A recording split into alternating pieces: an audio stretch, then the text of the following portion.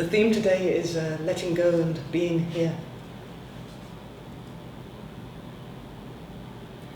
We're going through a very uncertain time here in Israel. There has been a ceasefire, a truce, and Yair says that today the rocket attacks start up again.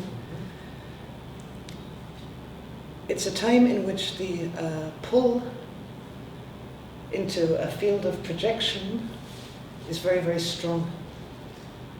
Everyone has to have an opinion, or there's so much emotion around, which originally emotion, it doesn't have a name. We have our own anger and our own story, and suddenly our own anger, this anger which we're feeling, can become anger towards the other in Gaza. It's a very convenient place to put it. So we move into a kind of emotional pseudo-unity in terms of a people when there's this kind of conflict going on. Which means we get very much taken out of ourselves. It's all out there. It's all over there. The peace is over there. The conflict is over there. It's all on TV.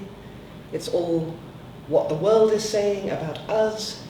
So as a collective field, we're now swimming in an area which is very much in projection. It's almost as if the space allowed for our own feelings and anger and pain or fear, personal, is gone. It has to be shared, and it has to move like this, otherwise there's a kind of betrayal of the collection, the collective whole. So in meditation, the first thing is always to bring things home, to take emotional responsibility, to come back to the center, which is the only center. It's also the origin of the projections, but also it's our only point of real strength, our own center. So the movement of letting go is, if we begin to look at where we hold on to stuff, how we hold on to stuff, it tends to be a movement of the mind, in the sense that we have a, let's say there is a feeling around us of stress, stressful atmosphere, stressful times. There's a stress, it's not free. Stress is a non-freedom. So with our minds, we begin a story to try and give a reason for the stress, to say, it's because of the war, it's because the ceasefire is broken, it's because everybody here is whatever, depending what our story is. Right-wing, left-wing, racist, naive, whatever. We begin stories. And to take it completely out of the political context, it can be in our work or with our neighbors, but we make stories to kind of, in a way, give form to the stress, but in that we don't let it go, because then we're already caught in the mind, and the stress is even more building up, because the stories that we're telling that reflect the stress are in themselves affirming the stress, making it stronger. It is not giving any space to breathe, to expand. So letting go tends to be a movement of, first of all, becoming conscious of our thoughts, our thinking, totally allowing them, but being conscious of them, and really just like a package, letting it go. Not rejecting it, but unhooking it, taking our hands off it. So it's still doing its thing, but not identifying with it. So my mind is doing a radio show, but I'm not doing the radio show. I'm just aware of this noise. This is the letting go. It's not me. It doesn't belong to me.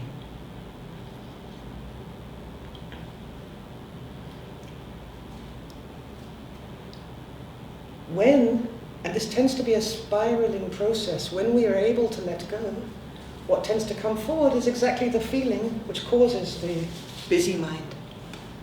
It can be a little thing. We're thinking the neighbors again, put their washing in front of my window, okay, let it go. What's coming forward? A sense of rejection and loneliness. Something which has been triggered, which hurts, a feeling in the whole area of awareness, which caused the mind to try and fix it in the first place. So this is the next stage. This is the being here. So on that level, when we have a feeling of pain, or we're able to uncover from the mind what's actually happening on the level of feeling, there is the classic Beatles slogan, to let it be, to really allow this feeling to be there. The moment we make this movement to allow this pain or this feeling, we are not it anymore. It's the same as with the thoughts. We are experiencing this tapestry of feeling, and when we let it be, but we also let it move. It can do its thing quite unconditionally. It needs to be, so we let it be. And the moment we let it be, because we are the one letting it be, it's not the only thing. It's not a tunnel or a box that we're closed in. It's contained, which means we can also be enjoying the other window where the neighbor's washing is not hanging. We can also see the humanity in the neighbor who is senile and forgets that we told them 1,000 times not to put the washing there. There's space also for happiness, for gratitude, for appreciation, which doesn't in any way mean that it doesn't still hurt, but the pain becomes part of a much bigger tapestry of feeling, just through the movement let it be. The movement let it be by itself, in itself will create a deepening, which is in the sense of our coming to a place where we are able to enjoy being here, to move really into being physically for real, to be for real here, which is very much accepting in a loving way, being in a body, being in our house, being in our country, being in this context, very much in the here and now. And when you talk about the here and now, it's interesting to look at what does it mean to come into the here and now. In a way, it's the same movement again as with the mind and the feeling. Because when you really allow yourself to be here, physical, in the room, you become free in that. It's not the only thing. The body is no longer a limitation. Through accepting it, there's again this expansion where you can be more than that. It doesn't exclude it. You're not in a fight with it. You let yourself be here. When you let yourself be now, in the now, you're no longer fighting with time. You go behind time to something more timeless. You're no longer trying to grasp time, to dictate it, to tell stories of cause and effect. You move in a way outside of time in order to allow time. So being in the here and now is in a way containing both. This, in any situation of stress and conflict, this movement, let it go, let it be for real, is very, very therapeutic. You can begin with just a small thing, and then a deeper pain probably comes forward. It's a process, but it's very integrating and very sane in a time when we're very much caught in projections. We get ourselves back in this. We take control of the vehicle again, in a way. We get the freedom to let whatever's needed come forward of itself. Deeper needs, deeper and deeper. Maybe there's not an end point, but we become more authentic. And the more authentic we become, the more strong we become. The more we open our innate strength, which it seems to me right now is really important.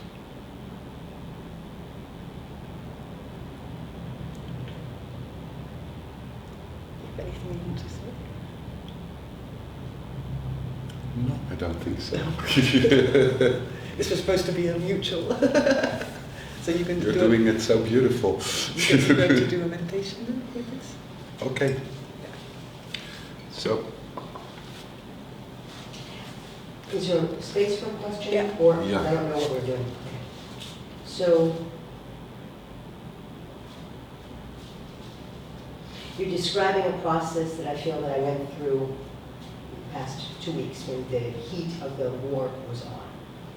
Exactly looking at the projections of it's the war, and right away it was clear to me that it wasn't about that and it's the war. I mean, that was triggering something that brought up pains and hurts and wounds that already I have in me, and stories that I already have in me. And there was a way in which I was not letting it go in a sense of how sometimes people let it go, like just cast it aside, but letting it go meaning, this is what I'm experiencing, this is what I got right now, this is what's here. And so I feel very close to this process that you're describing, but I'm wondering regarding the subtlety of how much pain I pain it inflicts, or I inflict on myself, whatever, pain that it's created. So there is one way in which I'm absolutely able to be okay with the fact that I'm having so many feeling responses or sensation responses to what is in me that is being triggered by what is around me, not projecting it out that somebody else is responsible for it, or it's the war. And yet, I guess the place of the hooks, and maybe you can speak to that, of where it seems to attach itself to such old stories I have of myself, that then, while intellectually I can separate them out, my feeling body is a little bit enslaved, or taken on, there's like a place where it's like, yes, these are triggers, these are response, I can let it be, I can be with it, it's all right. And then there's a place where it's so hooked in that I begin to remember all the things I don't really think very well about myself. Like somehow, that subtlety of what you're describing, I have no control, I have no freedom, I'm not back in the driver's seat, whatever. So something about this subtlety of that movement between there is pain and yet there is also freedom, to where there's just pain and I don't feel very free. Something around that. Okay. Is it okay if I say something?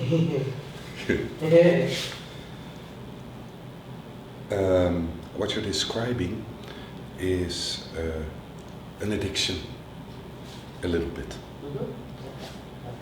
And addiction is kind of not a nice word when you use it. But it's a whole area, a whole field we're very much kind of, hooked into as a reality, as something which is incredibly important to us, and what we think is defining us. If we let go of this, then, who are we? What the heck are we? And what I'm talking about is the whole dance around being seen, being recognized, being rejected, self-rejection, the whole dance around basically being and giving form. What is the right form? If I can give the right form to myself, everybody will see me and I'll be accepted. If I don't give the right form to myself, I will be rejected. It means that I am wrong. I'm not good enough. I have no right to exist. It goes quite deep, this whole dance. And again, when we look to our social environment, so often when you look to it, there is an either or. Either you're for us or you are against us. Either you're okay or you're wrong. Either I can trust you or I cannot trust you at all. That means that the whole horizon of possibilities of relating to a person gets narrowed to black and white. And we do this towards others in rejection, but we also do it towards ourselves. So if we let go of this, it is as if we are leaving the social field, the social contract, as if we're leaving society, the way society is thinking or how we perceive society is thinking. And society, it's a word. It's basically an empty word. What is society? Society is a lot of people together who have a certain contract how to behave. But basically they're all individuals with their own struggle with society. Their own struggle to survive. Their own struggle to feel safe to be. At the same time that we kind of, have this difficulty to go beyond that, to leave this struggle behind, we want conversations with people who go what's going to the depth, what's going beyond that. We want a real connection. So it's kind of double in this situation. I'm talking now a little bit about your personally as well. So to let it go, part in this is to let go of the whole illusion of rejection. How could you reject what is? We can say we like it, we don't like it, but that's just labeling. It's like when we get a rejection, like it's so painful, and it's so painful because it is as if we are not allowed to be, or that we're absolutely totally wrong, or not good enough, no right to exist. But is it in our power to say if something has the right to exist or not? It exists. And we can end the life cycle of something and say, okay, now it doesn't exist anymore. But it did exist. And because it did exist, it found a form, the form is shared, this form is also inside ourselves. It's directly how we kind of relate to the world around ourselves, what's allowed to exist and what's not allowed to exist, which is a direct reflection of how we allow the different forms to exist inside ourselves. And this all comes back to freedom and responsibility.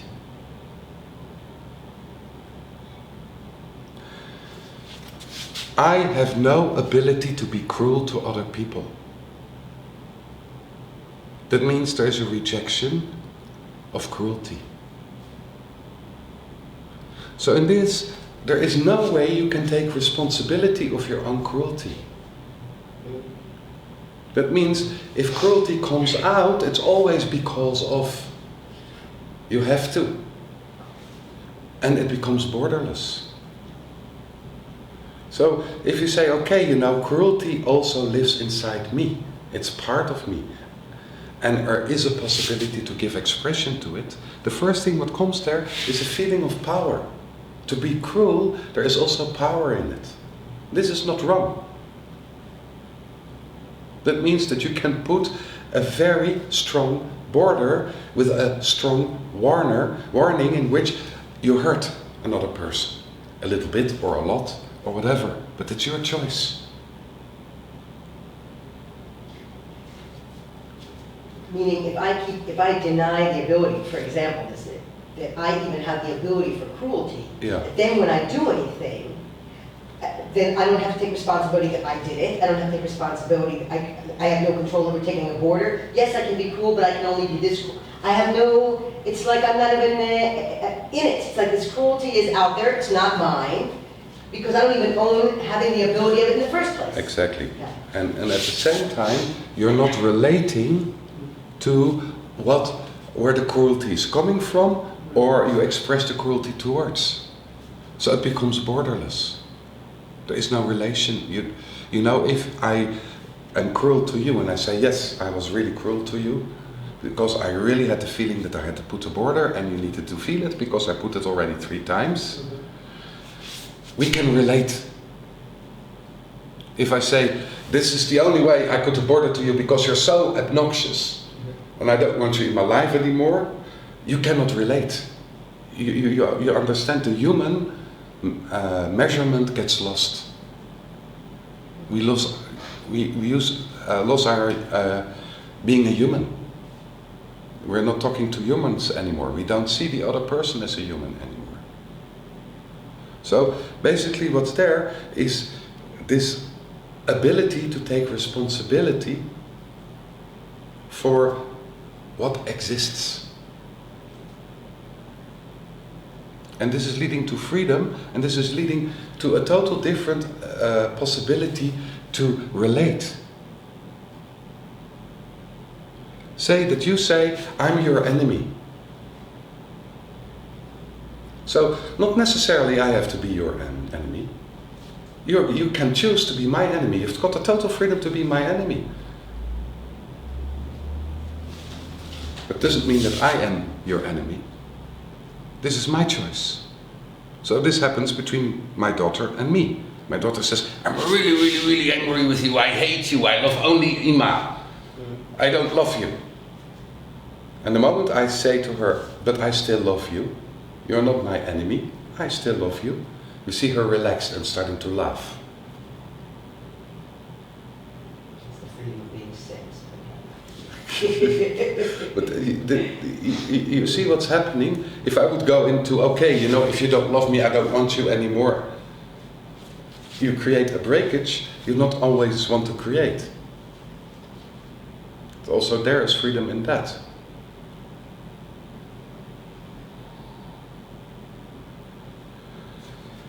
So the addiction, yes, we come to the meditation. So the addiction, when you look into it, to certain entanglements is quite strong.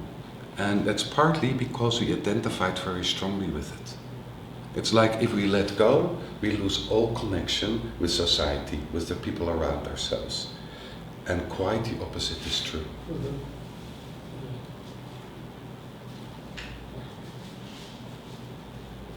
So in the midst of not feeling connected to people or to society or in the midst of not feeling the belonging, not feeling the connection, that is actually one of my ways that I'm addicted to feeling connected. Yeah. If I understand. Exactly. Yeah. My connection to you is that you keep not loving me, you keep not showing up, you keep not inviting me over, whatever. But I keep a connection to you through the fact that we're having a relationship, and the relationship is you're not loving me the way I want you to love me. Exactly. Which is why the practice of replacing yourself in the other, in the meditation, is so strong in working with the social field. To really put yourself in their position, in how they're feeling, to really kind of let go completely and stand in their shoes. This works very, very strongly to kind of take out this whole other kind of connection with something deeper. It's also it's interesting to look into what you're saying very shortly, and then we do the meditation. But it's really interesting. So you're not loving me. So I want you to love me in a certain way. When you look into it, if you go one layer deeper inside yourself, I'm not allowed to love you. Because you're not open to me in the way I need you to love you. Absolutely. So we're giving another person the authority over our love. Over the way we can even love. Exactly. Right. So is that realistic? Is this truthful? Should we choose for that? Or should we really choose for our love, irrespective of what the other person is feeling?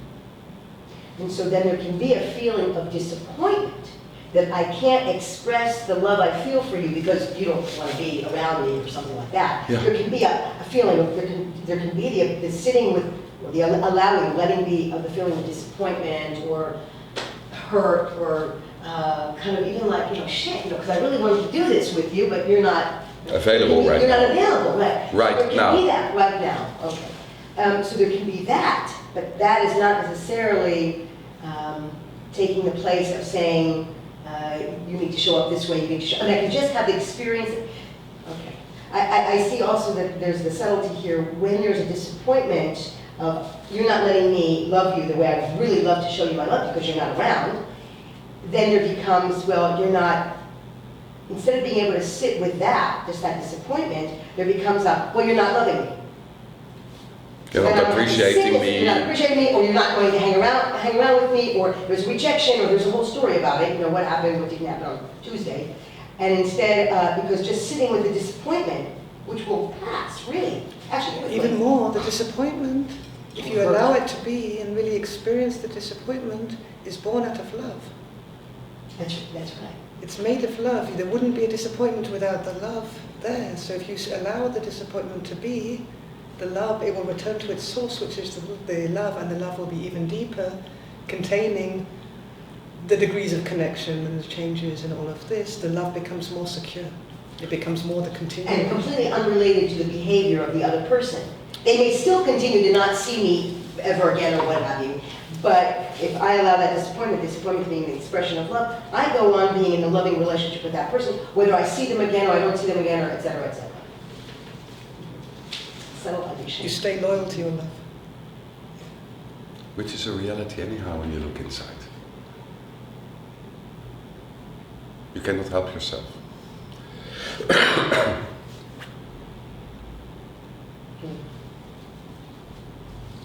It's not something we need to create, it's something which is there. The love. Yeah. We can move away from it or towards it, but it's there.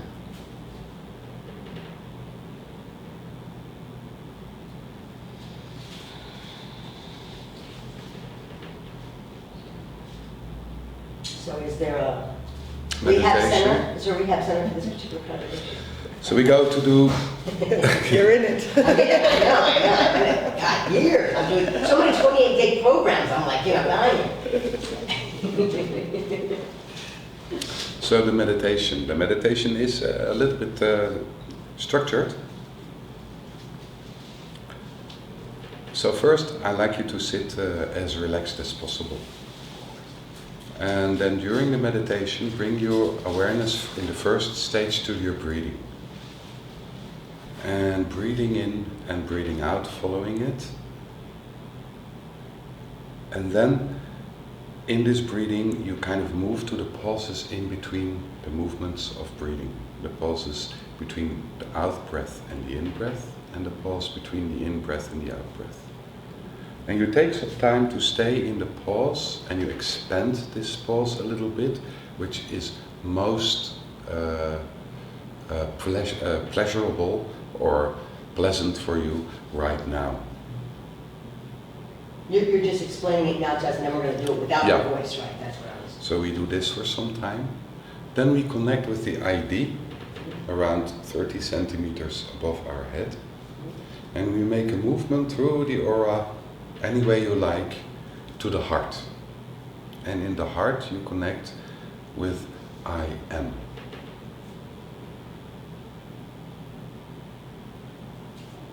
And connecting with I am in the heart, I like you just to kind of look to where it brings you, where it leads to. And everything you see what comes forward, just allow it to be there. Whatever is filled in, I am this, I am that, let it be, but kind of move back to I am. And then we make a movement from the heart to the sacrum, the basic area of the body. And there we connect with I am here.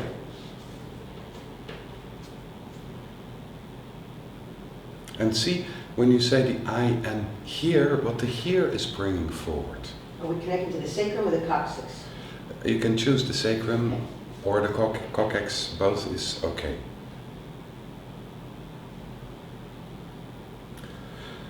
So then we connect with I am here. And again, everything which comes forward, allow it to be there. Whatever takes form, allow it to be there. And at the same time, be aware, conscious, that what comes forward is not what you are. This is a form, this is a possibility which comes forward. Then, after that, we shortly connect with our feet and feel how our feet are resting on the floor and a connection between the feet and the floor, and then we move back to the heart, and that's where we finish with some music.